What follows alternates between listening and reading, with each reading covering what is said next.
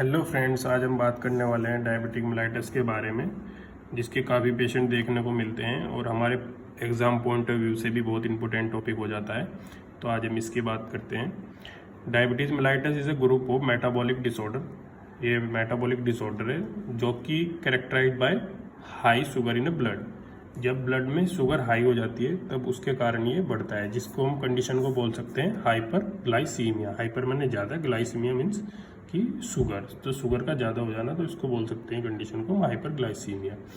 तो due to the absolute and relative deficiency of insulin, मतलब क्या तो इंसुलिन बिल्कुल भी नहीं बन रहा है या फिर रिलेटिवली कम बन रहा है, जो कि ग्लाइकोजन को डिपोजिशन या ग्लाइकोजन को एनर्जी के लिए जो भी जितना इंसुलिन की ज़रूरत है, या तो वो नहीं बन रहा है या फिर वो रिलेटिवली कम बन रहा है। फिर अगर हम उसके टाइप्स की बात करें तो डायबिटीज मेलाइटस टाइप 1 इसमें होती है, इस कंडीशन में होता है कि जो पेनक्रियाज की सेल है वो बीटा सेल जो इंसुलिन को बनाती है वो इंसुलिन बना ही नहीं रही है, तो इसे हम कंडीशन को बोलेंगे डायबिटीज मेलाइटस टाइप 1। दूसरी कंडीशन ये होगी कि पेनक्रियाज की जो सेल्स हैं वो इंसुलिन को तो बना रही हैं, बट सेल्स जो हैं, अदर सेल्स जो हैं वो रिस्पॉन्स ही नहीं कर रही हैं, वो रजिस्ट हो चुकी हैं, रेजिस्टेंस हो चुका है इनमें इंसुलिन को लेकर। तो वो कंडीशन भी मैं आपको पैथोलॉजी में समझाएंगे कैसी कंडीशन होती है। तो दूसरी कंडीशन ये हो सकती है। फिर एक कंडीशन होती है कि गैस्टेशनल डायबिटीज मेलाइटस। जब भी किसी प्रेगनेंसी में लेडी का हमारा जो शुगर लेवल है वो इंक्रीज कर जाता है, तो उस कंडीशन को हम गैस्टेशनल डायबिटीज मेलाइटस वो कहते हैं। अगर हम फ्रेंड्स बात करें इसकी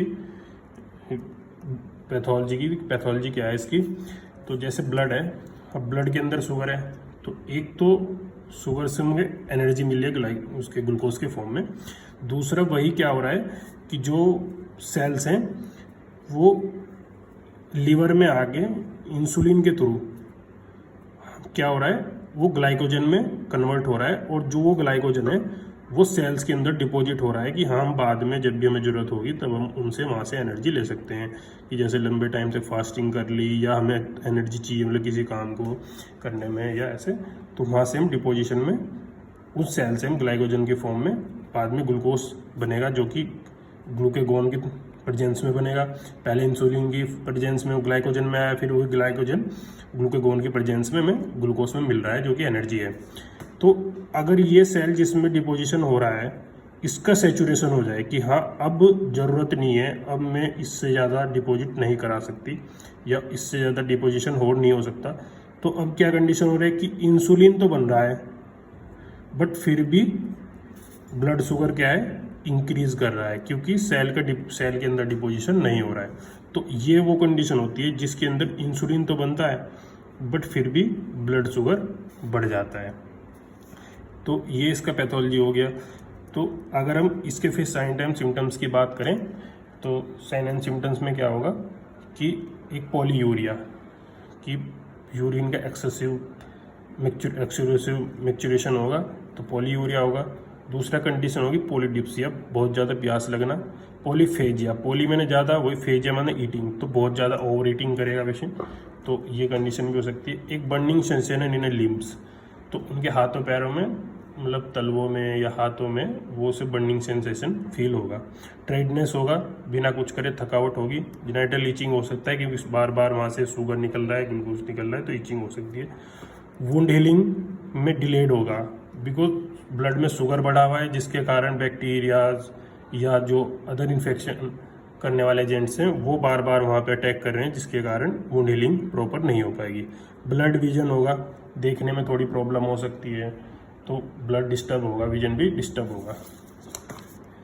अगर हम अभी इनकी बात करें कि हम इनमें इन्वेस्टिगेशन क्या क्या करा सकते हैं, तो सबसे पहले इन्वेस्टिगेशन की बात करें तो फास्ट ब्लड शुगर में हम देखते हैं कि अगर वैल्यू जो है कि 120 mg पर डेसीलीटर से ज़्यादा है तो फास्ट ब्लड शुगर में हम कंसिडर करते हैं कि हाँ ये ब्लड शुगर बढ़ा हुआ है।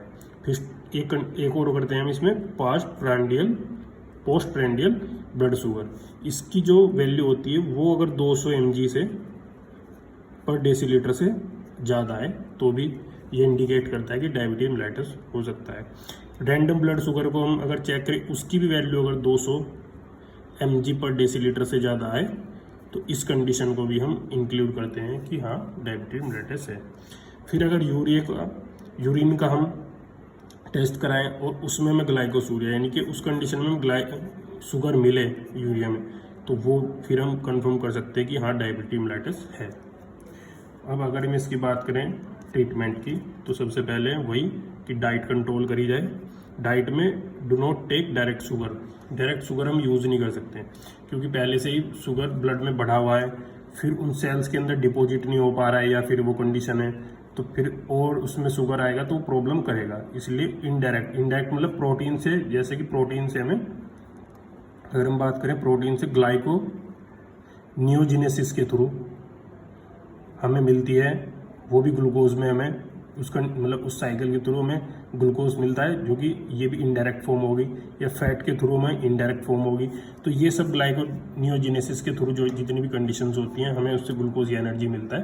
तो उस इनडायरेक्ट वे से हमको ग्लूकोज को बढ़ाना है, मतलब बढ़ाना है मतलब कि यूज़ करना है, डायरेक्ट वे में नहीं लेना है कि सीधा ग्लूकोज फॉर्म में या सीधा शुगर के फॉर्म में नहीं लेना है।